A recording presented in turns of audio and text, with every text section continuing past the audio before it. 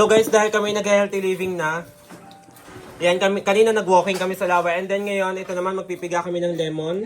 Dahil kumain kami ng chicharon.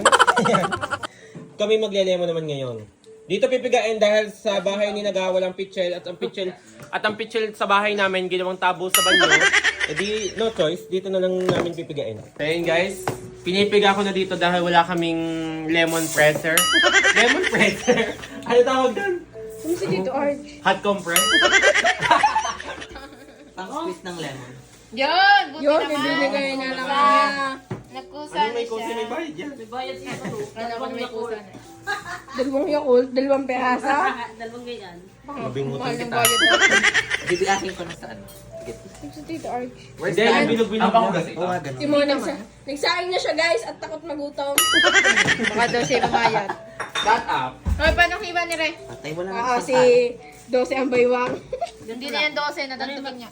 Patay na ako. Nahiwa pa. Tingin lang mo ka. Bakit? Bakit? Kasi mga... Walang video kanina. Ano yan? Lemon! Di ka sabi ko na may lemon. Lemon. Hindi ko naman nalunod ko yung asay. Diyos ko po, asay. Ano kang ginagawa nyo? Sa tanghaling tapat yan, kaya kayo nagpapahinga. Wala naman ginawa. Ang mga matatanda ngayon sa tanghaling tapat, sa halip na nagpapahinga na lang at mayaman na naman ang mga anak. Ngayon ang nagpapahinga at Mayaman na naman ang mga anak at nagpapursige para maiayos ang buhay. Abay, ba't ito gawa ng gawa sa tanghaling tapat? Pag mga na-stroke mo. Okay na. Babusalan na ako ha. Diyos ko. Ay, ang yayaman ng anak. Ikaw kung mayaman. Naubuhan ako ni Chacone!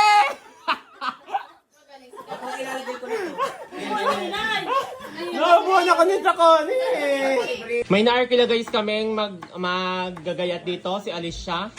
Para Marinduque po siya. Saan ka sa Marinduque, be? Saan ka sa Marinduque? Sa alang-alang mananduke. Guys!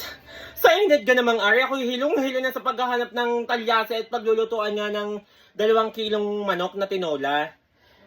Yung pala, ang talyasi ni Chacone, wag lang mahiram ng kapitbahay. Tingin niyo kung saan nakalagay ha, sa bubong. Ayun. Ayun, paano ko yun makukuha ngayon? Paano ko makukuha yun ngayon? Nasa tangwa ng bubong. Kagana rin naman. Ganyan pala ang dapat na taguan ng mga gamit sa bubong. Ibalin ko naman kung mahiram pa ng kapitbahay. Hindi ko makukuha yun, ang taas. Nakuha ko na ang talyasing nandoon sa bukana ng bubong. Magkakandabangat pa bago makuha ang talyase. Diyos ko. Nakuha na din. Sabihin mo nga kay Darling, ako hindi muna makakapag-send ng heart me. Ako'y busy sa pagluluto ng tinola. Akala mo naman na naghihintay na antay ng nagalit. Shout out natin. Shout out! Shout out! Patay na naman tayo dyan. Alam mo sabi niyan, hindi mo lang pinakayos si Darling eh. Darling, shout out sa'yo from Canada. Wala ka na magagawa. Shout out kay Wilson Garcia!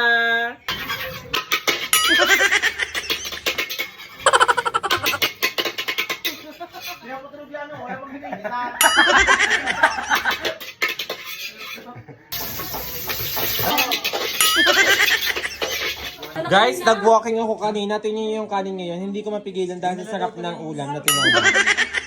Nakalagay doon sa box eh. Saan ba?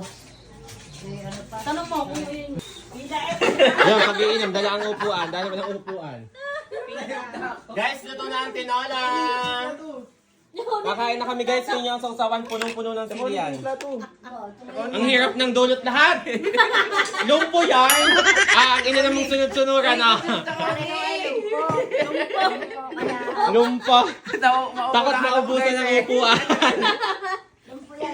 Sa bahay nga na ito, walang upuan. Huwag ka naman magharap ng upuan, patay ka sa akin. Hindi ka na sa bahay ang mga ubo. Bumili ka naman, ga! Dulot ni Chacone, dulot ng kapatid ko at walang upuan, baka maunahan sa upuan, guys. Yaya! Yaya naman. Ako puwet? Puwet yata to. Mahilig ka naman sa puwet eh. Kunwari ba? Ano, pampalit daw yan. Kande. Dinilibunan hindi man bababa ka. Guys, nasa kayo walang kaagaw si call center sa Sopas ngayon at busog na busog kami sa tinola. Wala, mahuda. Sama akong gluluto din. Naglala mo na. Kaya ngayon, siya lang nakain. Apo ang Sopas. Oh, walang kaagaw. Pang trabahador lang niya. Tawagin si Alicia. Tapos maliit sa paa mo, ano?